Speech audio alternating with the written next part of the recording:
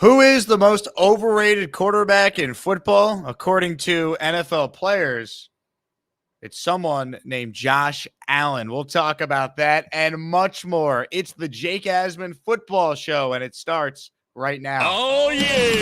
It's the Jake Asman Football Show. Brought to you by BetUS. Sign up now and triple your bonus. That's 125%. Let's get into some NFL football. Presented by BetUS Sportsbook and Casino. And here's your host, Jake Asman. Yes, indeed. It's a Football Friday. 1 week from today, an NFL game will already be in the books. The Chiefs and the Ravens open things up next Thursday. And 1 week from tonight, a game in Brazil featuring the Philadelphia Eagles and the Green Bay Packers. Joining me right now is one of my good friends in the business. He is one of the biggest NFL content creators out there. He focuses in on the Philadelphia Eagles. Longtime sports broadcaster Thomas Mott joins the show. And Thomas, I knew with the Eagles playing a week from tonight, and I knew with Jalen Hurts being in the top 3 on this overrated list, it'd be a perfect time to get you on the show. So thanks so much for coming on. Not a problem. I appreciate you having me on. And yeah, let's talk about obviously Brazil and how overrated Jalen Hurts, of course, is. So Josh Allen was number 1 on the list, followed by a tie for second with your guy, Jalen Hurts, and Tua Tagovailoa. So you look at this list, and in the top 3, you got 2 guys in the same division, which as a Jet fan, I find interesting. So the survey was based on 103 players. The top vote getters for overrated quarterback was Allen with 11, Hurts and Tua with 10. So it's not like there was that much of a difference between first and third. But, you know, from your perspective, Thomas, your thoughts on Jalen Hurts being on this list in the top 3? You know, probably 7 months ago, this would have been, all up in arms. Philadelphia would have just gone crazy. Like, how could you put Jalen Hurts as the most overrated quarterback? But if you've been following the Philadelphia media and really where Jalen Hurts and A.J. Brown and the rest of the Birds have been since their catastrophic collapse, weeks 13, 14 of last year, and then on through and out into the playoffs, it's nothing new. And we're basically all tired of it, right? All we hear is how overrated Jalen Hurts is, how dumb Nick Sirianni is, how much of a diva A.J. Brown is. Like, that's the rinse, repeat storyline throughout Philadelphia. And so most Eagle fans, I'll say, I covered this. Most people were like, nothing, Burger, move on. It's just interesting, though, that the one guy that they quoted, an unnamed NFC East player in that ESPN article, Jake, he said the reason that Jalen Hurts is overrated is because he has A.J. Brown, Dallas Goedert, and Devontae Smith to throw to, because that makes you overrated by having really good teammates, which I guess means that the greatest show on turf, maybe Kurt Warner was overrated. Back to those Dallas Clark, Reggie Wayne, Marvin Harrison Colts with Peyton Manning. He must have been overrated because you had all these weapons. It just gets a little ridiculous based on the fact that out of the other 2 guys on that list, Jalen Hurts has been to a Super Bowl, outplayed Patrick Mahomes in that Super Bowl, probably should have won Super Bowl MVP had he won that Super Bowl. Allen's never been to an AFC title game or past an AFC title game. Tua's never sniffed any sort of real deep playoff run in any sort of, cold weather as well. Jalen's the only one who's actually been relatively successful in the postseason, and to still have him as one of the top overrated quarterbacks in the NFL it's not a surprise, but it's getting a little old. It's interesting because I actually think Tua is overrated because I look at his career and it didn't go anywhere until he got Tyreek Hill, until he had a offensive mastermind and Mike McDaniel calling his plays. And obviously I think Tua is a good quarterback, but like to me, the definition of overrated is someone that is hyped up to be really, really good. That's not actually as good as the hype. And like, to me, you can't call Josh Allen overrated because the guy's been a top 3 quarterback the last several years. So I don't understand that. And Jalen Hurts, I mean, I know the Eagles had a tough season last year, but they got off to a great start. We're 2 years removed from this guy being, one of the MVPs of the league and in the Super Bowl. So I found that to be crazy. So I have no issue with Tua being on the list, but I think he should have been number 1 by basically a wide margin over the other 2 guys that he was basically neck and neck with. Yeah, the Josh Allen one is crazy. Like, how many NFL GMs would look at their current quarterback situation and take Josh Allen over what they have? I mean, 28 of the current GMs. I mean, like seriously, the Jets right now would take 3 years of Josh Allen over 3 years of Aaron Rodgers. Same would go for the Dallas Cowboys. Same would go for,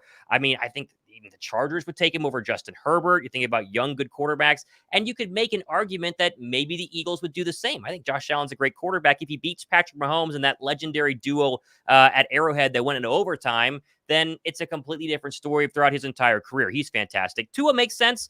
I just think, win postseason games.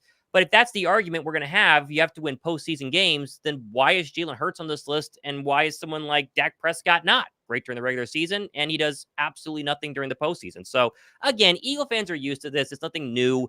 It's just funny to look down and go, okay, is he really the second most overrated quarterback in the entire NFL?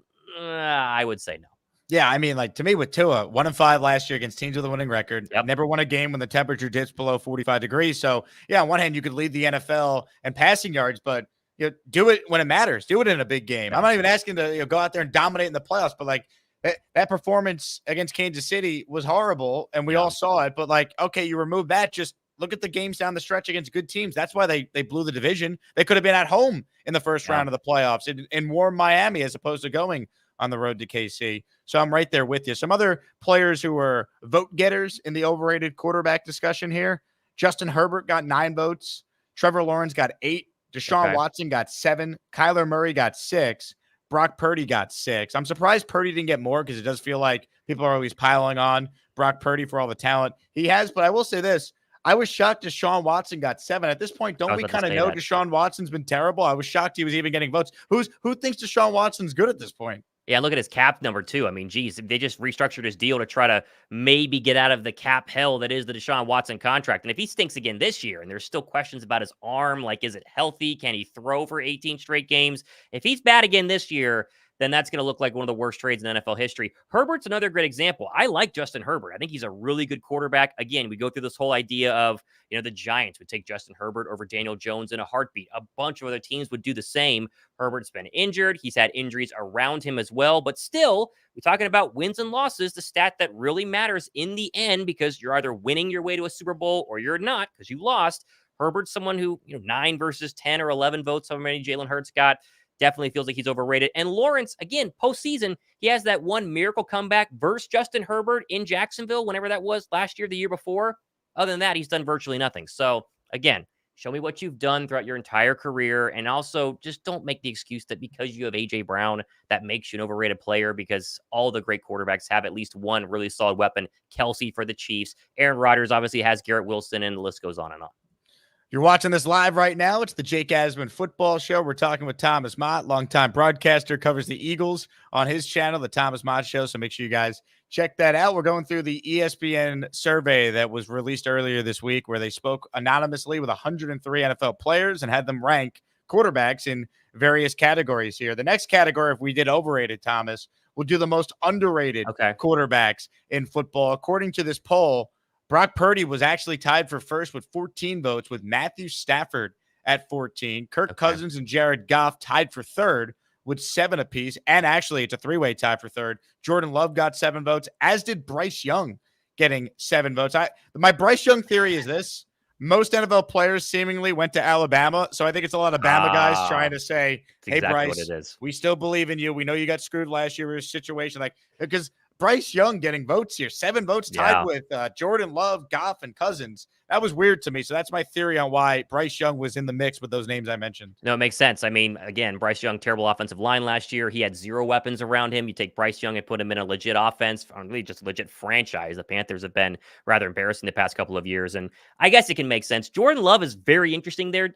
Obviously, we're going to talk about, how the Eagles faced Jordan Love on Friday. He has been anointed as the next coming of the great quarterbacks in the National Football League based on less than half a year of pretty good performance in 2023. Like, the first half of 2023, we're still wondering if Jordan Love is going to turn out to be a decent starting NFL quarterback in the league. And then he goes on the run. Really, the Dallas playoff game is what kind of vaulted him into the media's eyes as like, oh, well, you beat Dak and the Cowboys. This is our new darling. He's the next great Patrick Mahomes. And he did play well in that Niner playoff game as well, albeit in a losing fashion. But he does definitely seem to be, in my opinion, a little bit overrated because, again, in my category, you have to have done a lot recently, at least done something throughout your career, and a couple of nice games is basically it. Purdy's interesting too, Jake. I mean, I'm an Eagle fan. I think the Eagle-Niner rivalry has grown a lot the past couple of years. I was at the NFC title game when we injured Brock Purdy and went on to the Super Bowl. Eagle fans don't like the 49ers. I can respect Brock Purdy as someone who he's just duplicated it enough, right, throughout the past couple of seasons to go, he does deserve to be a starting quarterback in this league. I think they will pay him in San Francisco. Is he underrated, though? Maybe a little bit. I don't know if he's at the top of my list. Again, he has great weapons like Jalen Hurts does, and if you take him away, maybe he stinks, but he's considered, at least in my opinion, to be a pretty solid quarterback in this league.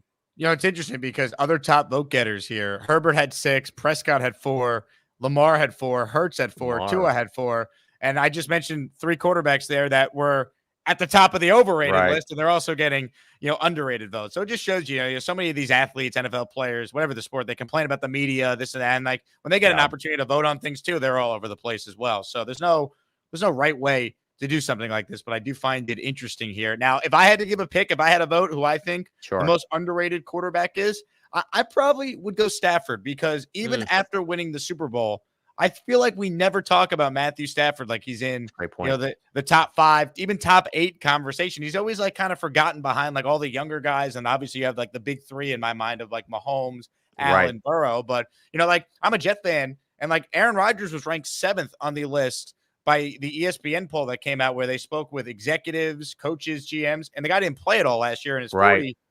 Like he was ahead of Stafford, I'm pretty sure. And that to me is an example of like people just forgetting how good like Matthew Stafford has been in his career. Yeah, I mean, I think the same goes for Jared Goff, especially recently. Like Goff is clearly a top 5 quarterback in this league right now based on 2023. And yet, again, probably to a lesser degree than Stafford, because you're right, we just don't talk about Matt Stafford at all. There's the whole idea that Jared Goff is, a couple throws away in that Niner NFC title game from going back to the Super Bowl, maybe winning one and doing this massive career redemption arc from being down to the dumps when he was traded back to Detroit. Stafford, I think the problem with Stafford right now is that the NFL got a little tired of the Rams. Like the fan base was, okay, the Rams are all Sean McVay, back when Goff was not that great. Then it was all Aaron Donald. Then they make the trade for Stafford, win a Super Bowl, and you're like, okay, Rams. And then they had all the cap space problems and all the draft pick issues. And so they kind of did this very quick change from being the best team in the NFC to being a very middle of the pack, fringe wildcard team the past couple of years. And so we just kind of went, all right, Rams have a long way to go to get out of cap hell. They got to get draft picks back. And now maybe this year, two Puka Nacua, Kyron Williams after his massive season, despite now being a punt returner for the fantasy lovers out there, maybe they get back to prominence and get Matthew Stafford out of the, media dark cave where that they put him in terms of not being able to get a lot of love.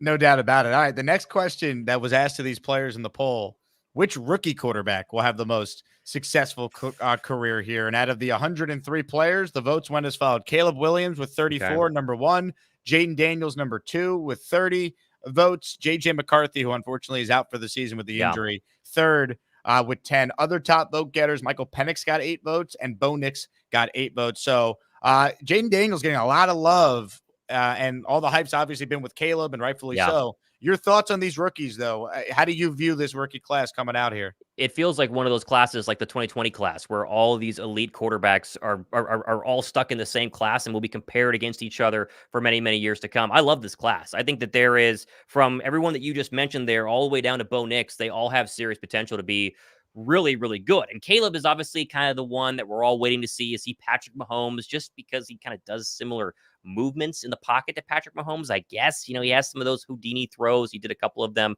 obviously, in the Bears preseason games.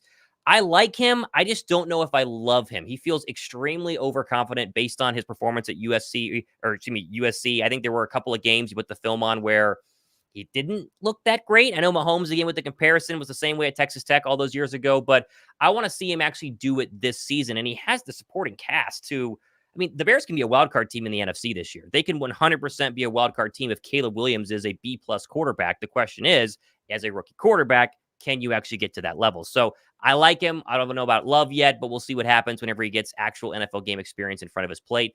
Jaden Daniels is the wild card out of the group, though. I think if Jaden Daniels can stay healthy, if it's not RG3 all over again, where he gets knocked around, he runs too much, he's a tiny guy. He is not a big quarterback. Lamar seems so much larger, and Lamar is sometimes marked as this, kind of fragile runner who can get hit too many times and then get hurt and not win in the postseason. And so I think they're doing some really good things in Washington.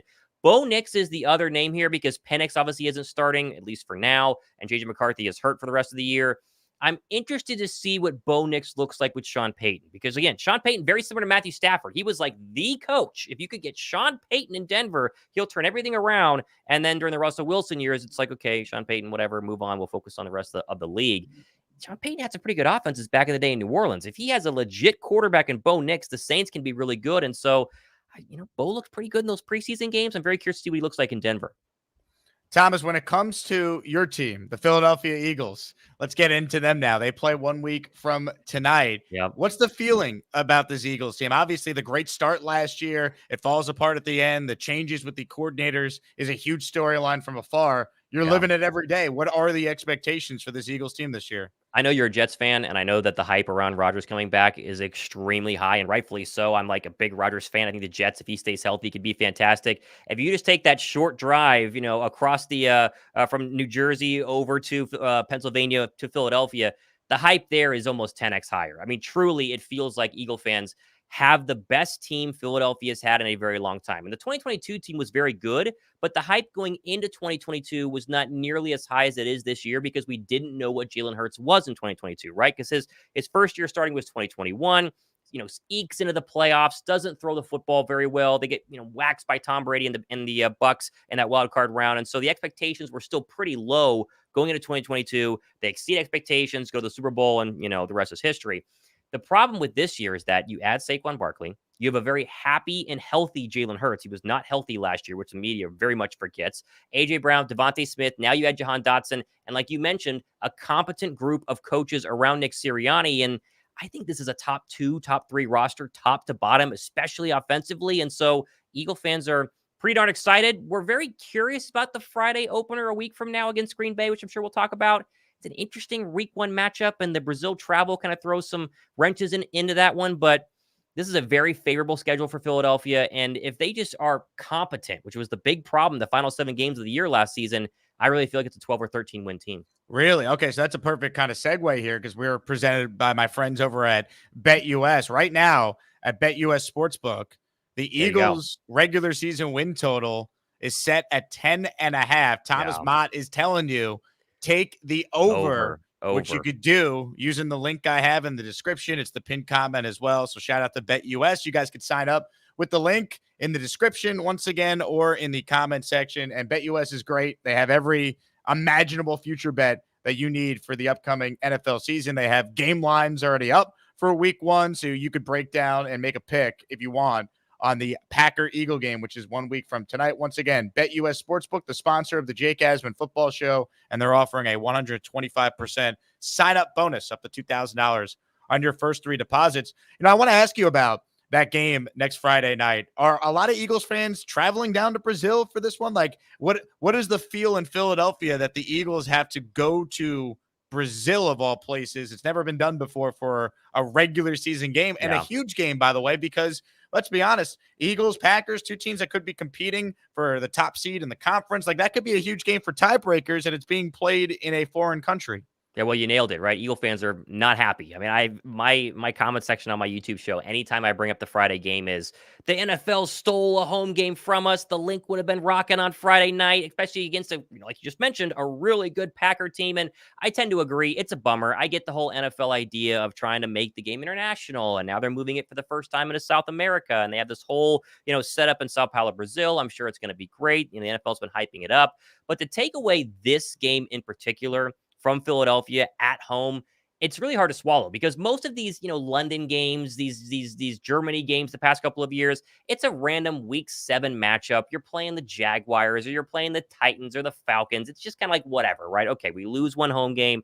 Not a big deal because the Chiefs should roll whoever the Chiefs played in Germany last year. This is different. Like you mentioned, this is a serious NFC playoff matchup, and it's going to matter for postseason seeding, right? If the Eagles lose or vice versa, the Packers lose to the Eagles week 1, and then we go all the way down the regular season and get to the end, and it's a tie, and you go, oh, well, we lost to the Packers week 1, and so the Packers get the tiebreaker, and now they're the 1 seed and we're the 2 seed, for instance. It's going to be a bummer. Now, I do think Eagle fans are going to travel well. Eagle fans are up there with the Packers and the Steelers as being very well-traveled fans. A lot of Eagle fans in South America, and so it should be pro-Philadelphia in terms of the crowd of, 60-40, whatever it's going to be. But there is still some question marks around this overall Friday game. I mean, right now, Sao Paulo is experiencing record wildfires, and the air quality is terrible. People aren't going outside without wearing masks, according to multiple reports. A.J. Brown was asked about it during the media yesterday. He said the NFL sat him all down during a team meeting and gave him the safety rundown, and A.J. said, I'm just not going to leave my room. And so it makes it difficult, just the overall having to go to, Sao Paulo and then play the game there, and you're not at the link. And so Eagle fans are concerned about this one. I am too, but I don't think it's going to be an indicator on how good or bad the Eagles are if they lose the Packers week 1. Right now, the line is 3 points. The Philadelphia Eagles are a 3-point favorite in this game. About right. Yeah. At BetUS Sportsbook. I think that's the Jordan Love question mark that we talked about earlier. How good is Jordan Love? I mean, again, you ask the media right now. I think Mike Tannenbaum on ESPN this morning said he'll be NFL MVP. The Packers are going to win the Super Bowl. Just the anointing of the next great quarterback in the National Football League. And yet again, go watch the first 6 weeks of Jordan Love, 2023. There's some question marks there. And listen, this Eagle defense is completely different than it was last year, Jake. That was the big knock on Philadelphia. Sure, the offense was anemic at times. It was vanilla at times. Brett Coleman on his YouTube channel called it a high school offense. That's all very, very true. That's been fixed. That's obviously been fixed. The defense, though, gave up the most receiving touchdowns of any defense in the NFL. They got rid of one of their starting cornerbacks. They have a brand new safety. They have a brand new defensive coordinator who understands these things. And they have the number 22 overall pick in Quinyon Mitchell out of Toledo, a cornerback who's going to start at nickel. And he might have had the best training camp of any Eagles rookie in my entire lifetime. So the hype around the Eagle defense is a big indicator that Eagle fans feel very confident about this year.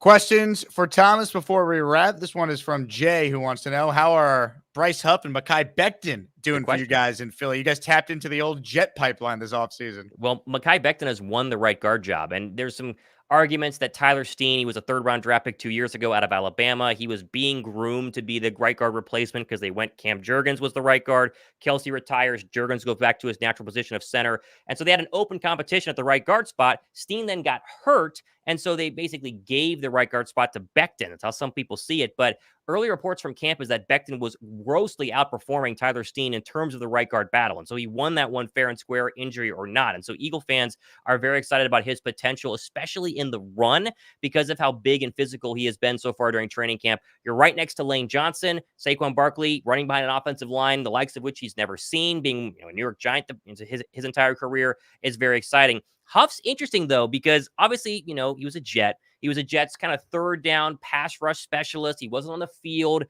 for more than 55, 60% of the snaps last year. And a lot of people said that Quinnen Williams was the reason that he had, 10 plus sacks.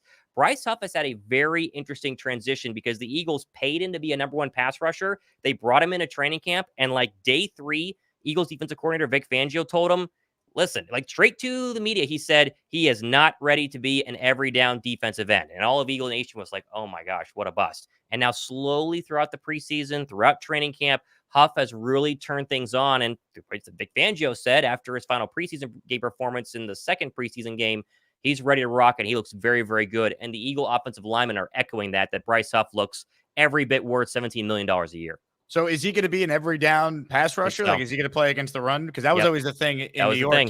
He was situational. They didn't trust him against the run. They've been working on that all training camp long, to the point that the second preseason game on the road against the Patriots, 0 Eagle defensive line starters played except for Bryce Huff. He played 15 snaps. And afterwards, both Bryce Huff and Vic Fangio said, it's a new defensive system. I wanted to learn to play against the run. And he was the Eagles' highest graded run defender in those 15 snaps of the preseason game. So preseason game, yes, but that has been the main focus on getting him ready to go versus the run. And, rumor has it, the reports are, if you'll believe him, that he's done a very good job. Sam wants to know, ask Thomas about no Jason Kelce and why that doesn't matter to him for some reason in terms of it not affecting the win-loss record. So this is something that a lot of Eagle fans are starting to kind of figure out with Jason Kelce. And it's almost blasphemy to say that the Eagles might be better this year without Jason Kelce. But I have to explain that, because obviously if Kelce was on this roster, they would be better, because Kelce's a Hall of Fame player and I think could have played one more year. But Jalen Hurts admitted in a press conference a couple of days ago now, was it Monday, Tuesday, whenever it was, that when Kelce was there, when he was the center, Kelce did literally 100% of all pre-snap protection calls. So Kelce gets to the line, he reads the defense like Peyton Manning and Tom Brady used to, calls out what the defense is going to do, adjust the protection to his fellow offensive linemen, and they go. With Kelce being gone, Cam Jurgens sliding in, and of course the new offensive coordinator, Kellen Moore, that's all shifted to Jalen Hurts, which could be seen as more for Hurts to handle. It could be a bad thing, but Hurts says taken upon himself, and he said this during his press conference, to push himself. This is something he never had to do, and now he does, and he understands that the great quarterbacks are able to make their pre-snap reads and their pre-snap protection calls, and he just wasn't doing it. So with Kelce being gone, you force Hurts to take that next step to being an elite quarterback. And if he does it, the Eagles are going to be better not only this season, but long-term as well. And there's also the argument that Kelce's replacement, Cam Jurgens, is basically a 10 years younger version of Jason Kelce. He has the same athleticism, the pulling center run plays that Kelce was made famous for. They're going to do a lot of the same thing. And so it's a bummer Kelce's gone. I wish he was back, but I think the Eagles long-term are going to be much better for it. Thomas, I really appreciate your time, my man. Great to catch up. And I think I speak on behalf of everyone watching. It's been a long offseason, football fans, but we're less than a week until the games count. And a week from tonight, Thomas's team is in action in Brazil against the Packers. Appreciate you hopping on, my friend. Hey, man, listen, I'm rooting for your Jets on Monday night. I'm big behind Aaron Rodgers this year. If you beat the Niners, it helps us out as well. So good luck to you.